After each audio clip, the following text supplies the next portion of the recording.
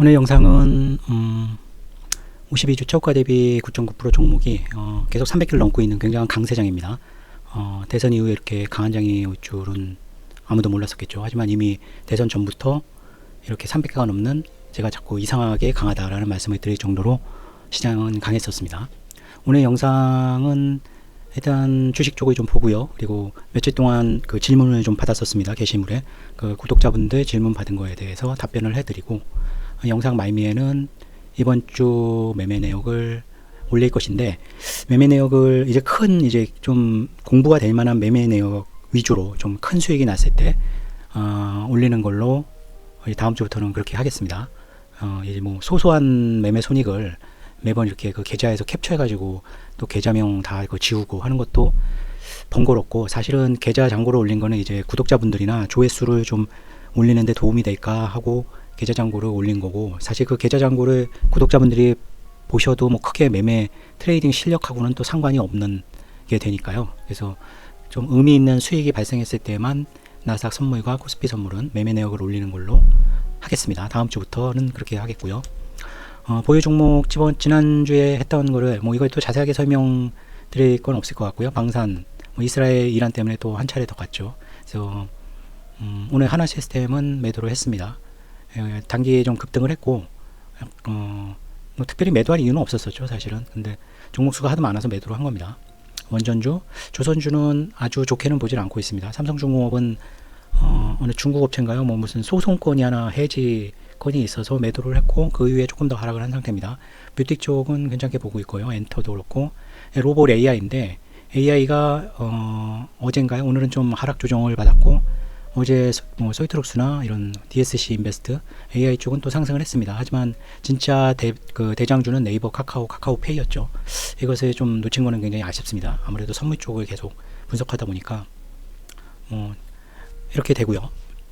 장고는 보시면 하나시스템하고 삼성중공업을 매도하고, 그 인버스 저기죠, 2차전지 인버스가 조금 수익률이 많이 떨어지면서 조금 감소를 했습니다. 6,400 정도고, 3억 7천 평가 금액이 이렇게 되니까 매입 금액이 3억 1천이니까 수익률은 한 20% 정도 됩니다. 수익률 순으로 보면 방산의 LIG 넥스원이 제일 좋았고요. SAMG 엔터가 180%까지 갔었는데 이익 실현을 한번 했었죠. 중간에 이익 실현했던 것들은 없는 것 같습니다. APR은 뭐 샀다 팔았다를 몇 번 했었죠. 하나이어로도 여러 번 샀다 팔았다 하고, 동성화이텍도 그렇고요. 로보티즈도 좀 샀다 팔았다를 했고요. 전체적으로 종목수가 너무 많은데 아무래도 구독자분들한테 여러 종목을 보여드리려는 경향이 있어서 좀 많아진 것도 있습니다. 원래 제 스타일이 이렇게 많은 종목을 들고 가지는 않고요. 하락 쪽에 있는 것은 이제 크래프톤이 오래 갖고 있던 종목인데 얘가 어느새 하락 쪽으로 들어섰습니다. 그리고 세준중공업도 편입을 했는데 이제 삼성중공업 매도하면서 세준중공업을 좀 미리 편입을 했죠. 포바이포는 퓨리오사 AI에 관련된 주식인데 AI 쪽으로 보셔야 됩니다. 이것들은 다음 주 매도 1순위죠. 매도한 것들은 이제 한화시스템하고 로보티즈를 약간 교체 매매를 하면서 손실 난 게 있고, 삼성중공업, 한화시스템은 뭐 수익률이 괜찮았죠. 한화시스템은 거의 0%에서 왔다 갔다 해서 매도할까, 매도 후보에도 올랐었던 종목인데, 며칠 그 이스라엘 이란 전쟁 터지고 나선 마치 한화시스템이 대장주 같이 막 올라갔었습니다. 삼성중공업은 해지권 때문에 매도했던 거고요. 보유 종목은 따로 이제 이건 대신증권 화면에서 본 것들인데, 이제 이것을 한번 참고하실 분들은 참고를 해주세요. 제가 보유 종목만 올리다 보니까 보유 종목 팔고, 뭐 제가 신규 매수하는 종목들은 주로 이 후보 종목 1과 후보 종목 2에서 그 선정을 해서 매수를 합니다. 그 외의 종목들은 단기 투자 종목이고요. 이재명 정책주는 지주사, AI, 증권주, 지역화폐가 있었는데 제가 증권사와 지역화폐는 좀 단기적으로 보고 제외를 시켰죠. 그리고 실제 대장주는 AI로 보고 있습니다. 지주사는 상법 개정안에 관련된 주식으로 보고 있고요. 커뮤니티 질문에 대한 답변을 이제 드릴 건데, 커뮤니티 답변을 제대로 못 해드릴 수가 있는 게 있습니다. 이거는 제 매매와 부딪히는 매매 타이밍을 그러니까 제가 이걸 답변을 설명을 드린 다음에 그 매매 타이밍이 겹쳐질 수 있는 것들, 그러니까 그 영상을 보고 배우셔가지고 아니면 분석을 하셔가지고 매매를 하시게 될 경우, 제 매매와 부딪히게 될 경우는 알려드릴 수가 없죠. 이거는 제 밥그릇을 깨먹는 짓이니까요. 그리고 매매 기법도 제외시킬 수밖에 없습니다. 이거는 뭐 죄송스럽게는 생각을 하는데, 이렇게 하면은 뭐 사실 예민한 구간에서는 한 티 가지고도 체결 안 되는 경우가 많은데, 한 두세 명만 비슷하게 매매를 해도 그렇습니다. 근데 이렇게 누구든지 볼 수 있는 영상에다 타이밍을 찍어서 알려드리면 이제 똑같이 저랑 싸우게 되는 거죠. 그건 뭐 하수 고수가 없으니까 비슷한 타이밍에 아마 그 스탑을 걸어 놓으시겠죠. 그러면 이제 제 매매와 부딪힌다는 건 이제 제게 체결이 안 될 수도 있고 뭐 일부만 체결될 수도 있고 그런 일은 피하는 것이 맞다고 생각을 합니다. 그리고 제 자녀가 트레이더가 아닙니다. 그래서 은퇴 후에는 뭐 제 매매와 부딪히건 말건 매매 타이밍과 매매 기법은 모두 공개할 생각입니다. 질문 사항 중에서 단답으로 가능한 거는 명확하게 답변을 드릴 거고요. 이게 하나의 질문 가지고 한 5시간 동안 강의를 할 수 있는 질문도 많이 있습니다. 그런 거는 어떻게 접근하시면 될지 이런 것들이 주로 이제 제 매매와 부딪히는 매매 타이밍이나 매매 기법에 관련된 것들인데 제 좋은 거는 차트를 보면서 제가 매매했던 이런 이유로 이렇게 했습니다. 그러니까 제가 댓글에 투자 전략에 많이 쓰는 저점 확인 후 고점 돌파에 샀다 뭐 이런 거 있죠. 고점 사수 후 전저점 돌파하면서 매수했다 매도했다 뭐 이런 것들 그렇게가 이제 제가 친절하게 알려드릴 수 있는 최대한의 이제 알려드린 거고요. 그 차트를 보면서 가르쳐드리면 굉장히 좋겠지만 그렇게까지 알려드릴 수는 제가 없습니다. 여기 보시면 손매매 선택 이유 시스템이 아닌 손매매를 지속적으로 하는 이유는 시스템을 로직을 만들거나 뭐 수정하거나 이럴 때 손매매를 하면서 아이디어가 실제로 많이 생깁니다. 그냥 분석만 하는 것과 백테스트나 시뮬레이션 시스템을 더 좋게 만들려면은 직접 시장에 참여해서 손매매를 하는 것이 좋을 수가 있습니다. 그리고 캔들이 현란하게 움직인다. 그러니까 금요일 같은 장이었죠. 진짜 현란하게 움직였죠. 코스피 선물이요. 그럴 때는 시스템이 오히려 성적이 안 좋습니다. 그러니까 위로 바이가 들어갔다가 밑으로 가니까 또 바이 손절하고 또 밑으로 가는 거 세이 들어갔다가 또 세이 손절하고 그러니까 현란하게 움직일 때 시스템이 더 그게 이제 알고리즘 매매가 그거에 특화된 프로그램 매매는 그런데 보통 추세 추종하는 시스템 매매는 이런 식으로 위아래로 현란하게 움직일 때는 오히려 손실이 크게 발생하는 경우가 많았었습니다. 제 시스템은 1분봉이 완전히 찍힌 후에 진입한다는 아닌지 손매매는 1분봉하고 상관이 없죠. 예스스탁의 시스템 같은 경우는 이제 물론 최고점 돌파나 최저점 돌파할 때는 봉이 만들어지기 전에도 주문이 나가지만은 크로즈 주문으로 주문을 낼 때는 시스템은 이렇게 되죠. 매 정시에 내서 봉 지연이나 봉을 좀 앞당겨서 그 신호를 내게 하는 경우도 있습니다. 손매매 때는 당연히 1분봉이 완성될 때까지 기다릴 이유가 전혀 없죠. 이게 오히려 시스템에 좀 앞설 수 있는 장점인데 이거 포기하면 안 되겠죠.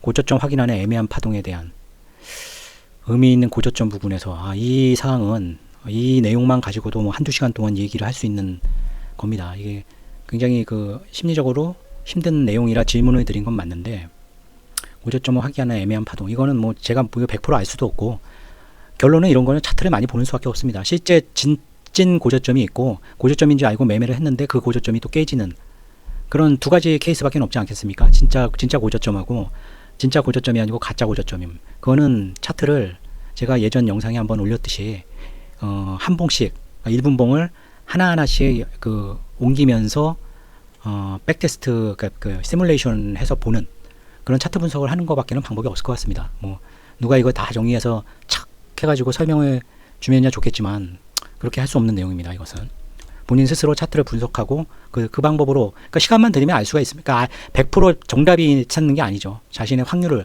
진짜 고저점을 찾는 확률을 높이는 거니까 그건 스스로 찾으셔야 됩니다. 나스닥 그런 범위 예측 이거는 사실 범위 예측하는 것보다 이렇게 걸어놓고 이렇게 걸어놔도 되는지 이게 더 중요한 문제죠. 이게 아무 때나 이렇게 했다가는 예를 들어서 예전에 트럼프가 관세 유예한 날 위로 뭐 12%가 올라갔죠. 근데 이제 위에다 뭐 걸어놨다가는 이제 그냥 개작살이 났겠죠. 체결 기껏해야 1% 위에다 걸어놨을 텐데 1% 위에 거 체결되고 12%까지 올라갔으니까 바로 깡통이 났을 수도 있습니다. 그러니까 이렇게 걸어놓는다는 것은 오히려 좀 제가 이런 경우가 많아서 늘상 이러는 줄 아시는데 아주 특이한 경우입니다. 그러니까 이런 거죠. 결정적으로 이겁니다. 그러니까 지금은 깨어 있을 때 10시나 11시, 밤 10시나 11시에 지금 물량 잡기는 어렵고 단기적인 추세는 상승인 것 같은데 이거 계속 기다리면 잠을 잘 수가 없죠. 그러니까 여기서 한 1%, 100포인트, 150포인트 올라가서 그 정도 올라갔을 때 한번 고점을 한번 타이밍을 잡을 만하다. 그럴 때 사실은 걸어 놓는 겁니다. 그러니까 저뿐이 아니라 많은 사람들이 지수가 약간 고점 부담을 느끼는 그런 어떤 시장 상황일 때만 이렇게 위에다 걸어 놓을 수가 있는 겁니다. 많이 걸어 놓진 않죠.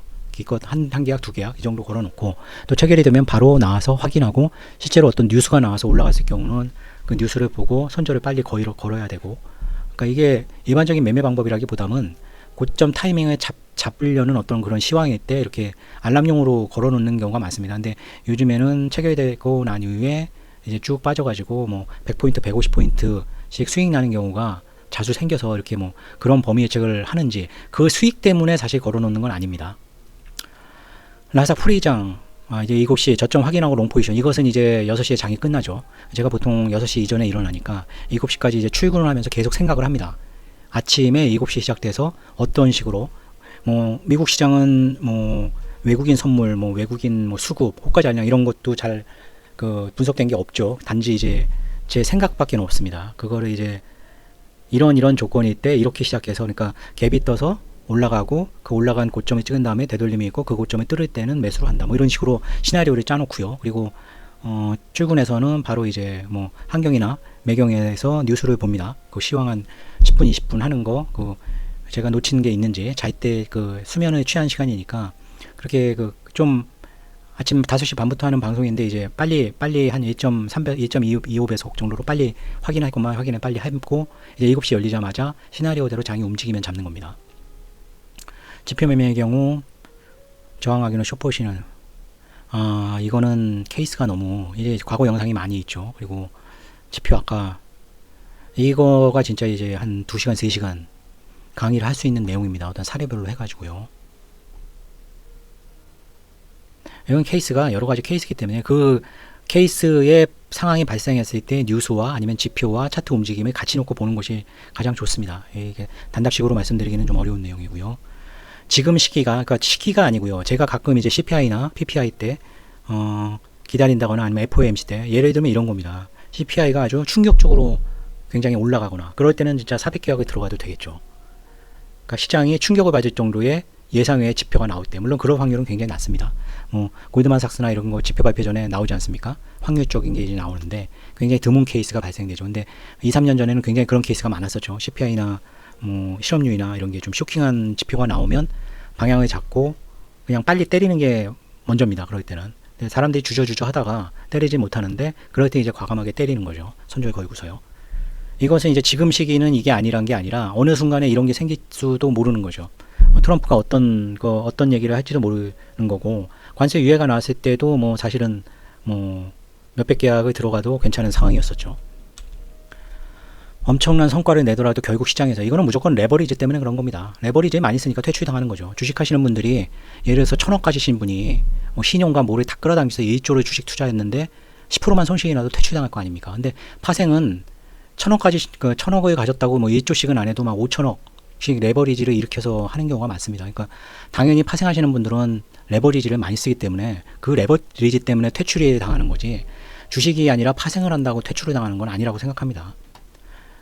제가 오랜 시간 살아왔는데 저는 이 선물 시장을 그러니까 무슨 골프 경기나 아니면 무슨 음악회의 어떤 바이올리니스트나 이런 거라고 생각을 합니다. 이제 고도의 집중력을 가지고 계속 경기를 해야겠죠. 내가 뭐 그전 그 골프 대회에서 우승을 했다고 오늘 설렁설렁 친다고 뭐 탑10 안에 드는 건 아니지 않습니까? 그땐 그때고 그러니까 파생해서 그 전에 큰 수익을 거뒀어도 오늘 그 뭐 나스닥 시장에서 어이없는 수를 쳐가지고 큰 손실이 날 수도 있는 거기 때문에 집중력을 발휘를 해야 됩니다. 그러니까 이게 뭐 올해 살아남은 것은 이제 한번 그 얘기 드린 적이 있었죠. 그 선물 굉장히 잘하셨던 그분이 얼마 오버나잇 했던 게 이제 7,000 계약을 오버나잇 한 적이 있다. 그 현재 계약수는 14,000 계약이죠. 어마어마한 계약수죠. 저도 굉장히 놀랐는데 사실 저렇게 오버나잇 했다가 굉장히 그 내가 잡은 방향하고 반대쪽으로 나오면 하루 만에 그냥 아웃되는 거 아닌가.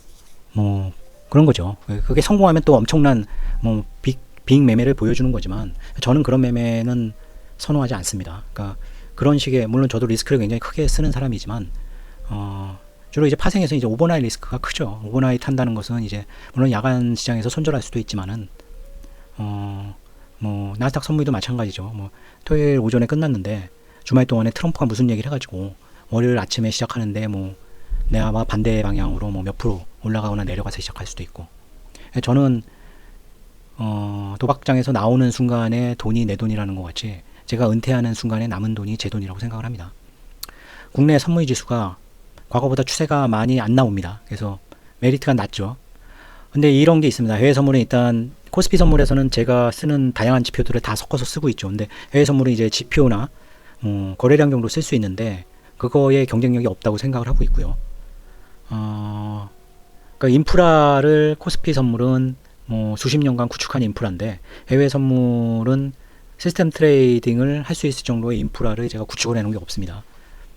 그리고 지금 발전시키는 방향도 손매매로 스탑을, 그러니까 어떤 지표가 나오거나 내가 그 미국 시장 해외 선물의 시장의 방향이 어느 정도 보일 때만 매매하는 제한된 매매를 하는 거고, 코스피 선물은 사실 방향을 알 수가 없습니다. 이거는 방향을 맞춰서 한다는 거하고는 접근 방식이 완전히 틀린 것 같아요. 그러니까 똑같이 선물인데도 코스피 선물은 축구이고 뭐 나스닥 선물은 야구이고, 뭐 손흥민이 축구를 아무리 잘해도 야구 경기를 잘할 수는 없는 거 아닙니까? 그러니까 종목이 뭐 코스피 선물을 잘한다고 나스닥 선물을 잘할 수 있고, 가능성은 물론 높겠지만 그런 거라고 생각을 합니다. 그래서 해외 선물은 시스템 트레이딩으로 뭐 할 만한 인프라도 없고 그렇게 분석을 방향을 잡지도 않았고, 그렇게 생각하시면 되고요. 효과 잔량, 이건 제 매매와 겹치는 내용입니다. 이거 자세히 설명해 드릴 수가 없는 내용이고요. 중요한 건 이제 호가 잔량이 중요하게 생각한다, 그리고 시가를 중요하게 생각한다, 그 얘기였고요. 그것만 해도 굉장히 많이 말씀드린 거고요.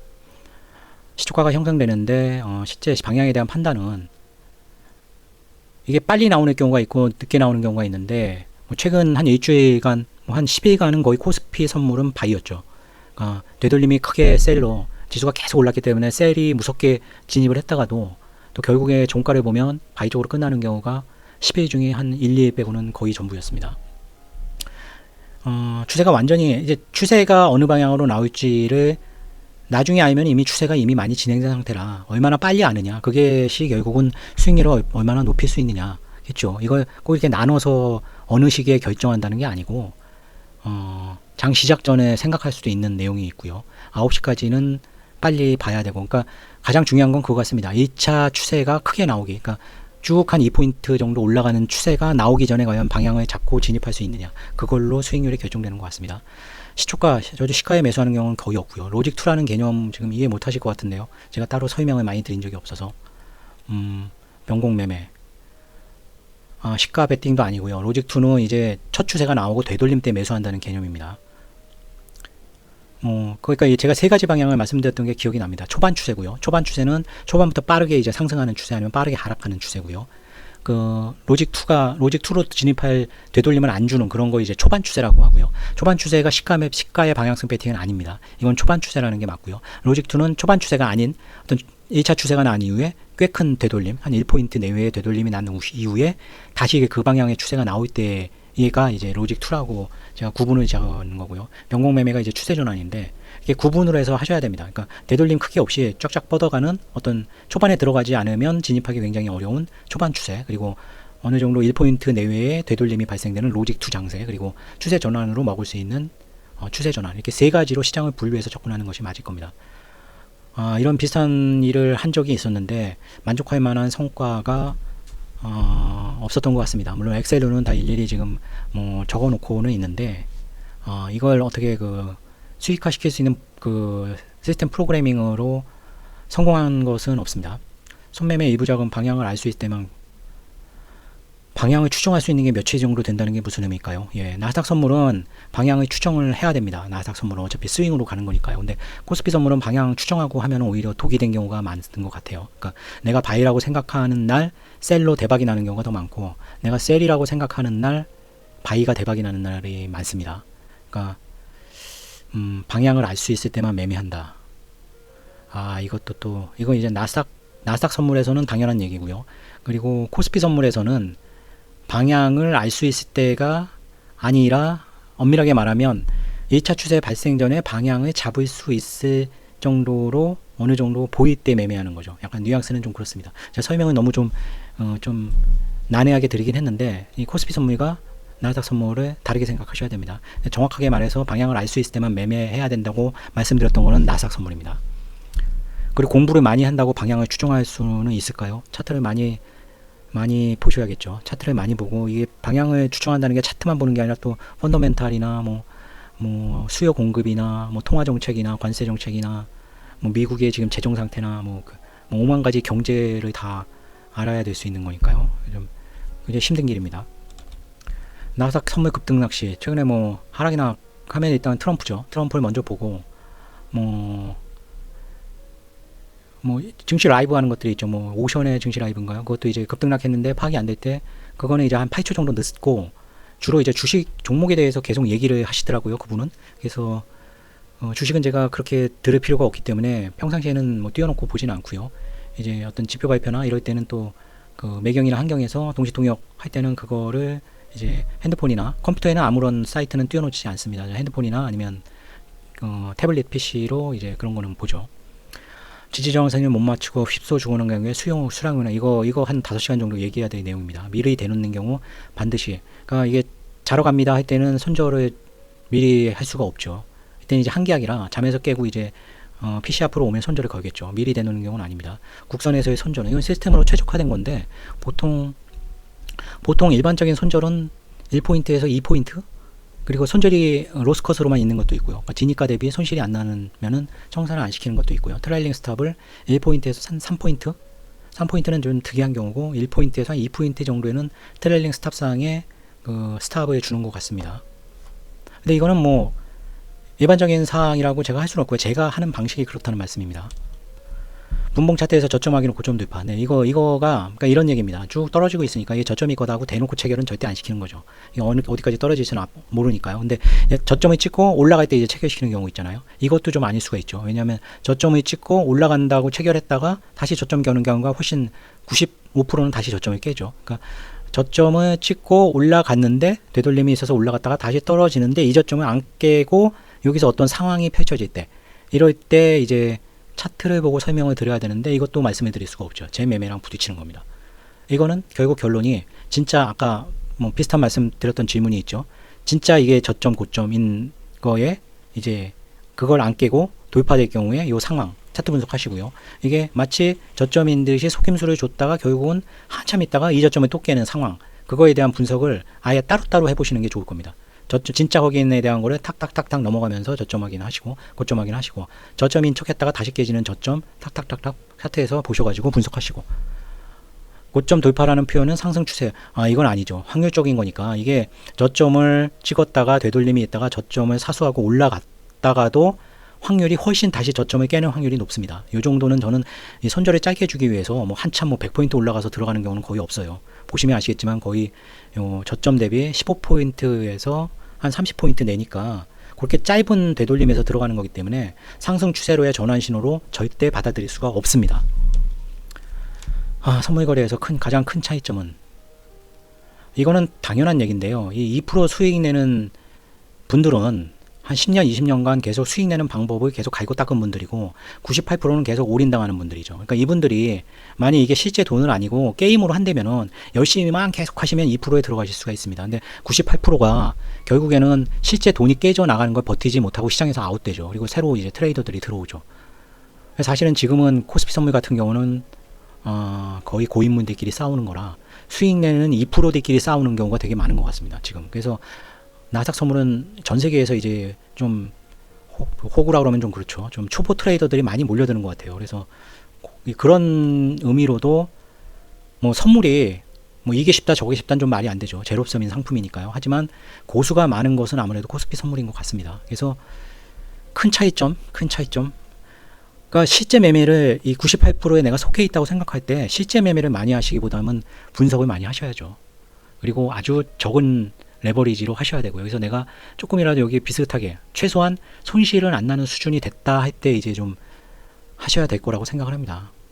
선물 거래에서 성공하는 트레이더가 되기 위해서는 어떤 훈련? 이게 장중에서 계속 자리에 앉아 있어서 차트를 본다 그래도 그게 공부가 되는 게 아니죠. 수업에 이렇게 수업 시간에 앉아 있는다고 그 사람이 공부하는 건 아니지 않습니까? 머릿속으로 딴색한 걸 할 수 있고 계속 끊임없이 차트에 보면서 매매를 안 해도 전점은 어디고 나는 이런 상황에 매수를 들어갈 거고 계속 이렇게 머리 써야 되는데 그 집중력을 유지하고 이제 시장에서 공부를 하는 거죠.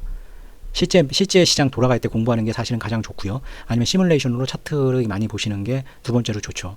그거밖에는 없습니다. 방법이. 근데 대부분은 이제 시장에 앉아 있는다고 내가 10년간 매매를 했는데 하지만 그 매매 시간에 이제 뭐 딴 생각이나 하고 있고 아니면 쓸데없는 매매만 계속 하고 있고 이러면 실력이 늘 수가 없죠. 이게 수업 시간에 계속 앉아 있는다고 그게 공부가 되는 거가 아닌 거랑 똑같습니다. 그러니까 뭔가를 자꾸 이 차트 움직이는데 실시간이기 때문에 자꾸 생각을 하고 적어놓고 여기서 난 들어갔다고 모의매매하고 이런 거 자꾸 하셔야 됩니다. CPI 발표 때 이 CPI나 PPI가 이제 제가 생각하는 일정 범위 수준을 벗어나서 발표가 나야지 저는 매매를 강하게 합니다. 근데 최근에 그랬던 것이 실업률이나 CPI나 FOMC나 별로 없었죠. 네, 그래서 무리한 매매, 그러니까 좀 큰 매매를 안 했던 거고요.